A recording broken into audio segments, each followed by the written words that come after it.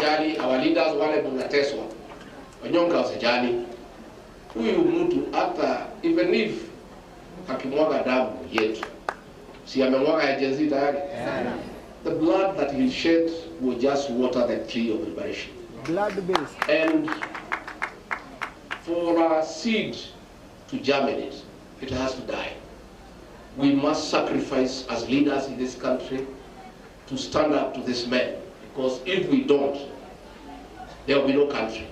Wale akina Koimburi mnashikwa, hizi jela zinatengenezewa wanaume na wanawake. Mimi kila siku ati wanabanga kunishika. Mimi nasema hata nikishikwa, cells za siku hizi ni ya mawe na iko na choo ya ndani. Mahali nilizaliwa ni mahali ya matope. Cell is an improvement where I was born. So there's no problem. There's no problem. There's no problem. Juzi nimekuwa pale Meru, nimesema wachana na huyu, if you don't this will happen. Akasema wakuje wanishike, nikasema niko nyumbani. Mimi nangoja nini?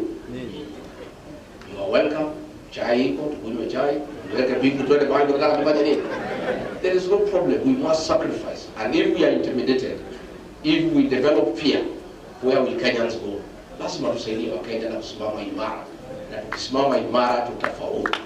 Kwa hivyo ningetaka kuuliza sasa, munisaidie nyote, msimame kwa heshima, munisaidie kumkaribisha mgeni wetu wa heshima, kiongozi wetu, mama wetu, senior counsel, the Iron Lady, Martha Wangari.